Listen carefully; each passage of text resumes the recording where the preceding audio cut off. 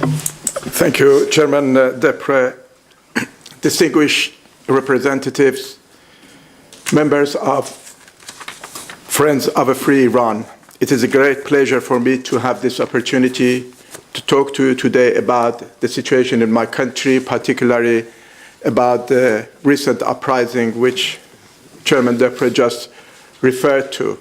I remember back in 2004 when Friends of Free Iran was formed here in European Parliament. Since then, you have persistently called for the European governments and for the European Union to stand by the people of Iran in their demands for fundamental change. But unfortunately, they failed to listen to you. But events of the past few weeks and the uprising, mass uprising throughout the country proved you were right and you have been vindicated. Today I would like to share with you my thoughts on the recent uprising, how it has started, what are the demands of the Iranian people, and what would be the prospects. To be very brief, if I may refer to some of the characteristics of the uprising. First of all, this is a nationwide protest and uprising throughout the country. So it is not just isolated in one or two cities. The root cause of the uprising is much more profound than what happened in 2009, which you all remember. The people of Iran, of course, high prices, poverty, deprivation, they have all contributed to this uprising. But the root cause is much more profound, as I said, because the people of Iran, after years of suffering the religious dictatorship, they have now risen up demanding their freedom. Another characteristic of this uprising was the speed of the pace of events. When it started on 28th of December in the city of Mashhad, northeast of Iran, in a matter of few days, it has spread to 142 cities around the country, which shows that it was not purely a spontaneous move, but organized, and people knew what they are demanding. Also, another important point is the slogans chanted by the people. You will see the same slogans being chanted across the country, demanding far more than their economic needs for a regime change, for a fundamental change, and very clearly stating that no longer they are going to accept this game of so-called moderates versus hardliners. People of Iran want a real change. And another important characteristic of this uprising is that the core of those who are in the streets today in Iran are the very same segment of the Iranian society which were thought to be the power base of the Iranian regime, the most deprived section of the society. But now they are in the street demanding regime change. So their message is very clear.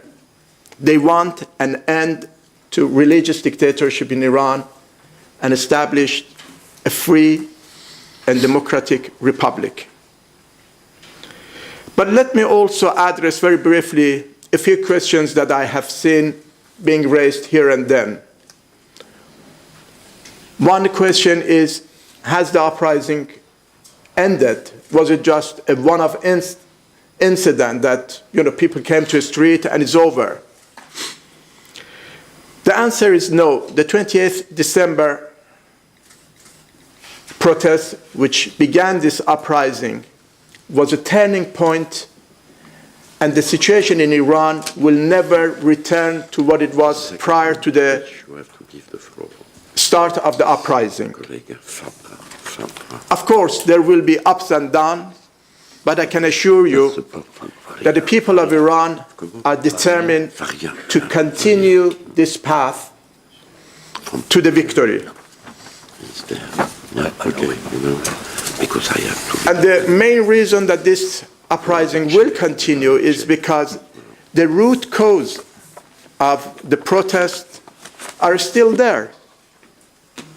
The economic situation is deteriorating, unemployment is on the rise, the whole system is swamped by corruption, and the regime has no means of resolving any of these crises.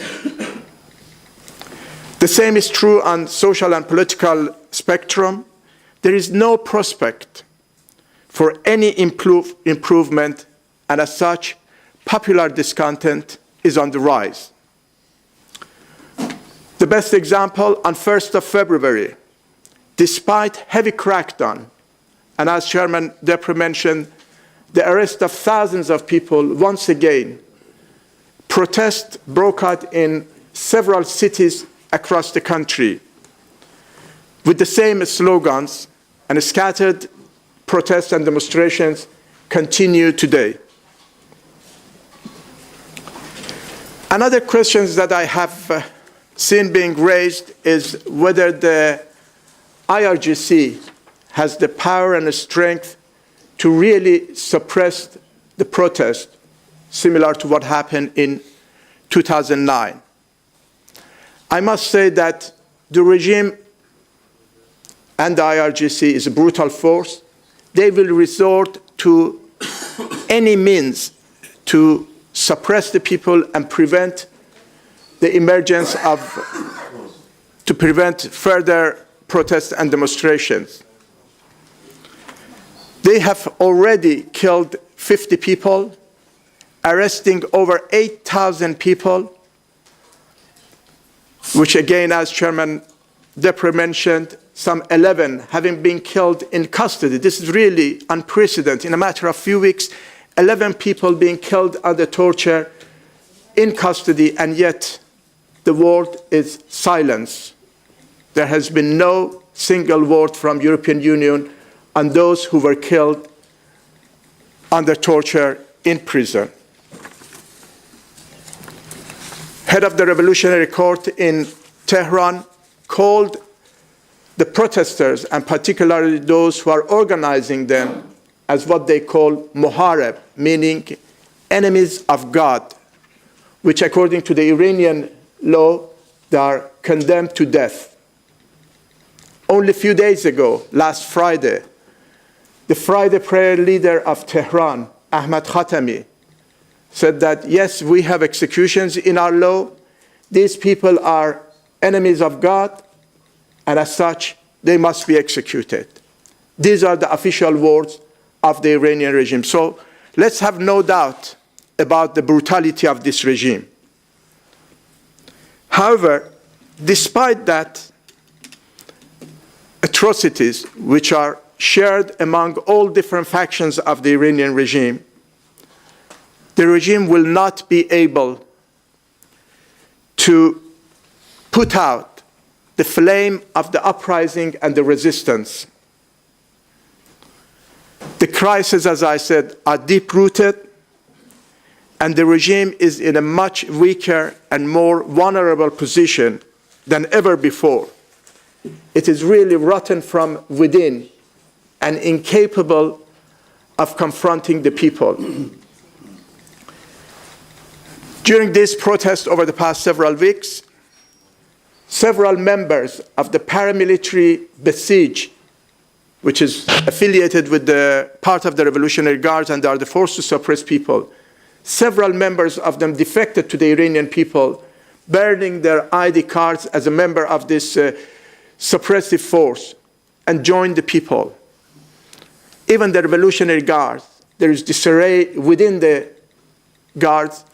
There is corruption, widespread corruption, and they are unable to confront the growing popular discontent, regardless of whatever brutal means they might use.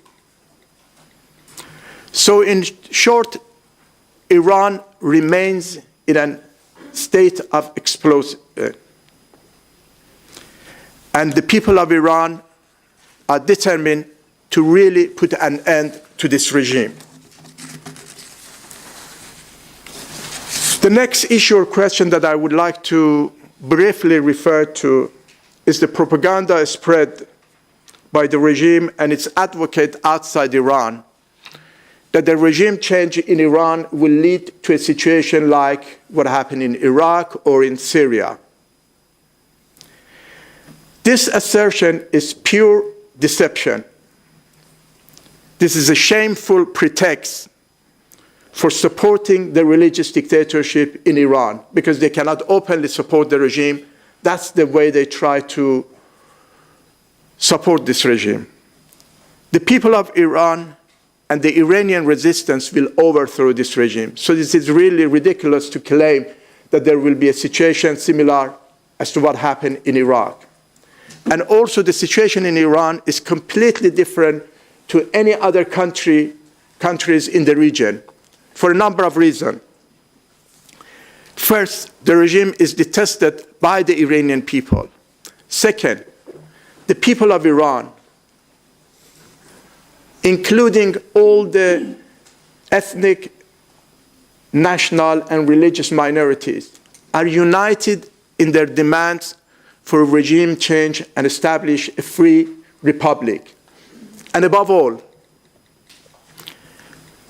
there is a force for change in Iran with a strong network and popular support within the country, the People's Mujahideen Organization of Iran, and PMOI. And in addition to that, there is an alternative, a democratic alternative, the National Council of Resistance of Iran, with a clear platform for the future of Iran, with the right structure to run the country, a democratic platform which believes in the right of people to choose their own representatives and their government, believes in separation of religion and state, absolute gender equality, abolishing discrimination against all national minorities, and also recognizing autonomy within the Iranian sovereignty for the different nationalities within Iran.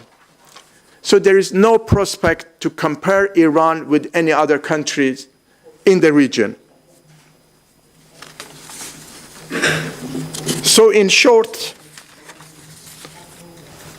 the uprising in Iran put to rest some of the myths about Iran and showed that, first, as chanted by the people of Iran, the game of moderate versus hardliner is over. There is no moderate within this regime. And as far as the people of Iran are concerned, Rouhani is simply a charlatan and not different from the other faction. Second, the invincibility of the IRGC is over. Despite all its brutality, it could not protect or prevent the spread of protests to 142 cities in a matter of days with the slogans of regime change. And third, as I said, there is an Iranian force that the regime is so scared.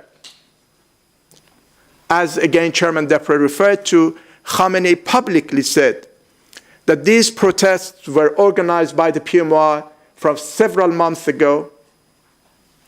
Hassan Rouhani called the French president personally to demand restricting the activities of the Iranian resistance because of the uprisings in Iran. And top commanders of the IRGC, the Revolutionary Guards, and other officials are repeatedly saying that the PMOI network in Iran is leading the protests. So Having said that, let me conclude. As I said earlier, people of Iran are determined to end this regime. All indications are that the regime is more vulnerable and is doomed to fall. The question is where Europe and European Union will stand. On the side of the Iranian people, or will it continue to lend support to the regime under the pretext of encouraging the non-existent moderate within this regime? Siding with the mullahs is morally wrong. But let me also say that even from a purely hard-headed political perspective, is a misguided approach and would be counterproductive for peace and stability in the region.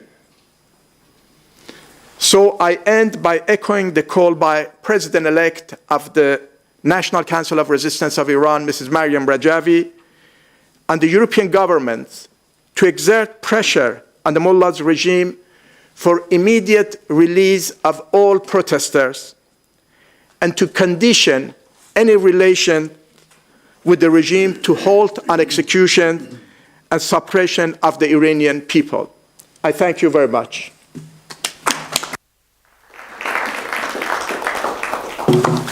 Thank you so much, colleague Hashemi.